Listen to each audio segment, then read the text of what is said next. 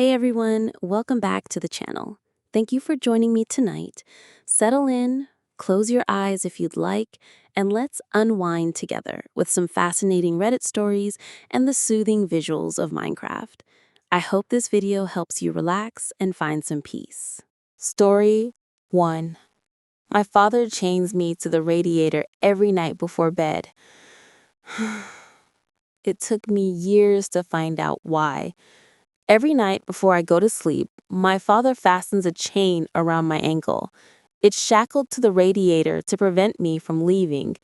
I can't even go to the bathroom without calling for Dad to unlock me. I was 9 when I discovered how strange that was. Dad always told me never to mention it. He said I'd get in big trouble if I did. But one day, I slipped up. I accidentally blabbed to my best friend at the time, Susie, when we were at recess. My parents let me stay up until 11 last night. Bet yours wouldn't let you do that, she'd exclaimed, a smug grin plastered across her face. Annoyed. I never get to stay up late. Dad said I have to put my ankle brace on every night at 7 o'clock so the monsters don't get me. No exceptions, I'd said, absent-mindedly jabbing a stick into an anthill. Susie had been silent for longer than normal. I turned to find her brows furrowed. Alarmed? What kind of ankle brace? I never had to do that. Curious. In that moment, I realized 2 things. Shocked. 1, that I'd said too much. Guilty. And 2, that my sleeping arrangement was anything but ordinary. Uneasy. Dad continued to chain me to the radiator even through my teenage years. I was never allowed to have sleepovers, I wasn't allowed to go on vacations, and I definitely wasn't allowed to know the location of the key.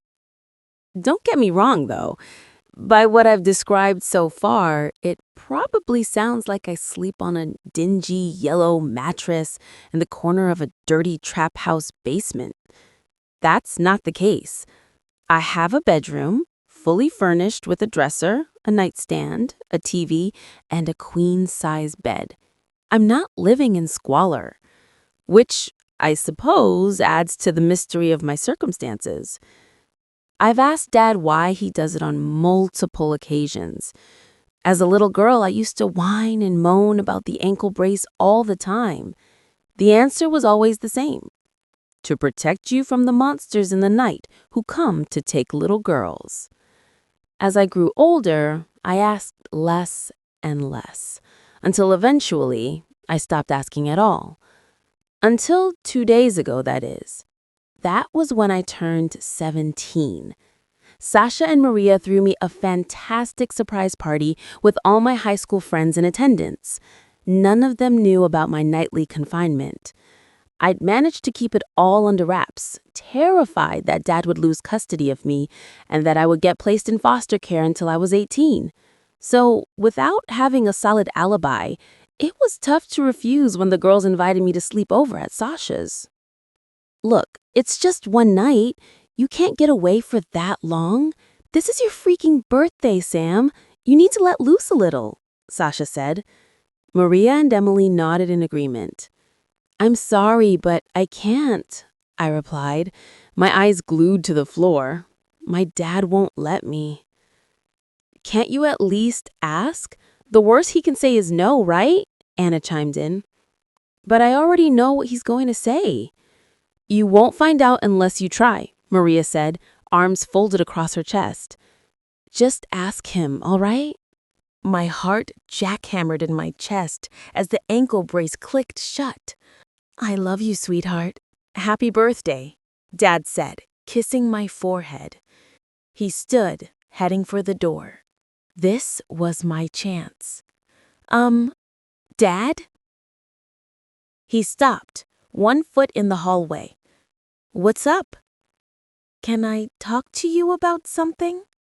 His expression dropped, and I could see the worry etched across his features. Anything, he said, returning to the foot of my bed and sitting down. Is something bothering you? It's not one of those mean girls at school again, is it? No, not exactly. I paused, trying to find the right way to broach the subject. I finally met his gaze, my determination unwavering. My friends are having a sleepover to celebrate my birthday tomorrow night. They want me to come. He pursed his lips, his eyes falling to the floor. I'm sorry, Sam. You know the rules. You'll understand someday. Tears threatened to spill down my cheeks. Dad stood to leave, but I snatched his hand. Why? Why is any of this necessary? I'm a teenage girl. I want to go out with my friends. I want to stay up talking about boys. I want to be free from this bed. I can't live like this forever, Dad. He frowned. I could practically see the thoughts swimming in his head. Okay, I think you're old enough to know the truth. Dad sat back down. I could tell that this was difficult for him. This is going to sound absolutely ridiculous, but you have to bear with me. Do you remember when you were a little girl and I told you that we needed to do this so the monsters wouldn't drag you away? I furrowed my brows, but I nodded. Well, that was only a half lie. There's not some werewolf or vampire or alien creature waiting to drag you off into the night. Sam, you have to believe me, he said, taking my hand. The monster is inside of you. I cocked my head to the side, struggling to comprehend his words. What do you mean? Years ago, I made a deal with something not from this world.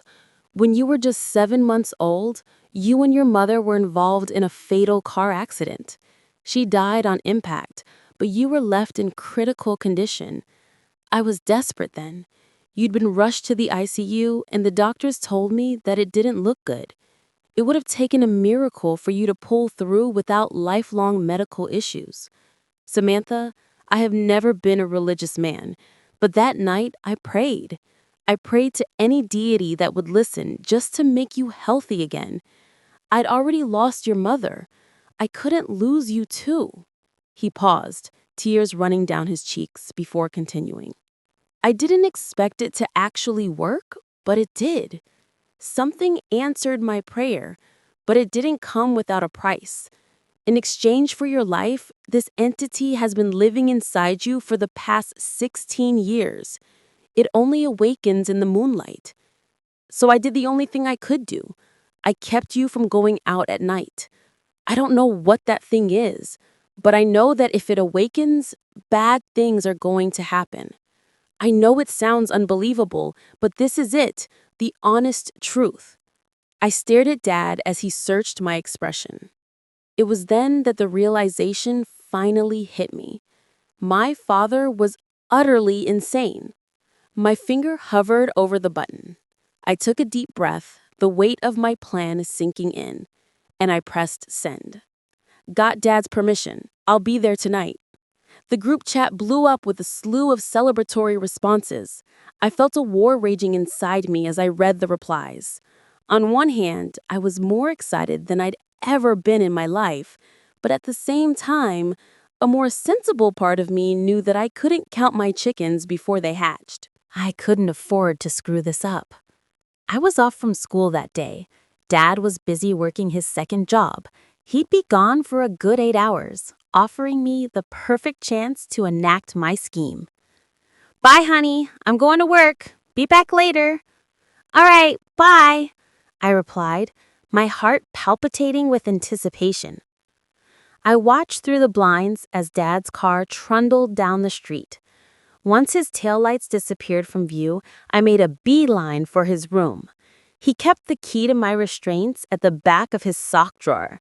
Fortunately for me, this wasn't my first time snooping through his stuff. The process to have a key duplicated was surprisingly easy.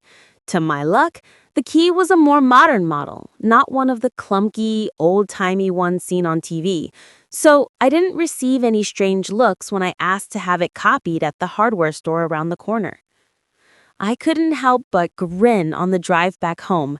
I found myself rubbing my thumb along the smooth metallic surface over and over again, wondering why I hadn't thought of this sooner. That key was my ticket to freedom. I loved my father, but he needed to learn that his delusions were just that, and that I was done putting up with them. I couldn't stop pacing around the house all day, eagerly awaiting bedtime. I was so anxious when it finally arrived that I thought my head might explode. Dad locked the shackle around my ankle, as per usual, stood, then turned back to me. I love you, Samantha, more than you will ever know. Good night, sweetheart. Good night, Dad. I love you too. The door shut and I waited with bated breath, listening for the sound of Dad's own bedroom door from down the hall. He was an early bird who seldom stayed up much later than I did. The second I heard the muffled sound of the door closing, I produced the key I'd hidden inside my pillowcase and tried the locking mechanism. It slipped right in and turned with a satisfying click. I pumped my fist, relishing in my newfound freedom. Though I was relieved of my restraint, I wasn't stupid enough to make an immediate dash for the back door. If I wanted this to work, I had to be certain that Dad was asleep. I figured 30 minutes would be long enough. The seconds crawled past as I awaited my escape.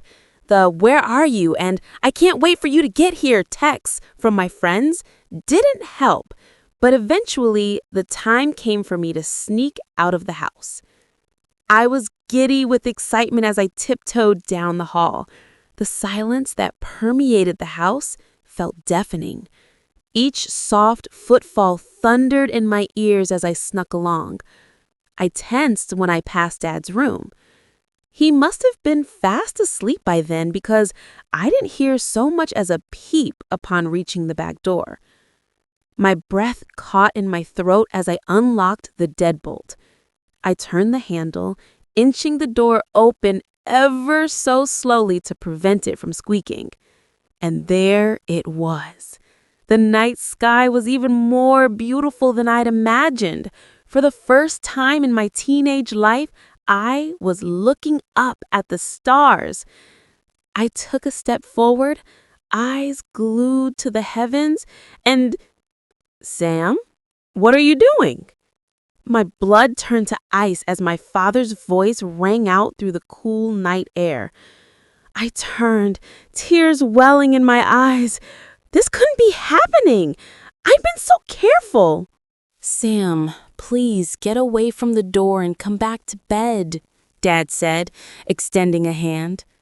I took a step back. My foot had crossed the threshold. "No, Dad, I won't," I said, unable to contain my sobs any longer. "You can't keep me like this forever. I won't do it anymore. I have a life, Dad. I want to live." I backed up, retreating so that I was standing under the moonlight, tears freely flowing down my cheeks. All the color drained from Dad's face as he watched me extending my hands to the sky. I felt so free, so alive, so elated, so wrong. A strange sensation began to prickle the nape of my neck. It crawled across my skin, enveloping my body like a blanket. My head suddenly grew foggy, and my vision began to blur. "Dad, what's happening to me?" The last thing I remember was Dad rushing over to me before everything went black. My eyes were trained on the sky when I regained consciousness. A soft, babbling sound drifted to my ears. My body felt strange, alien, cool, shivering. The realization hit me like a ton of bricks. I began to tremble, dread swallowing me like a python as I mustered the courage to glance down. I found myself standing in a river, the water nearly up to my chin. It's been 3 weeks since then. My phone was gone and my clothes were soaked, but when I finally managed to find my way back home, sopping wet and shaken to the core, I found Dad. This time, He was shackled to the radiator, bound and gagged, but otherwise unscathed. I untied him and apologized as I fell into his warm embrace. I should have believed him. My father isn't crazy. He never was. Something sinister lives inside of me, and it wants me dead. That's why I'm determined to never let it free again.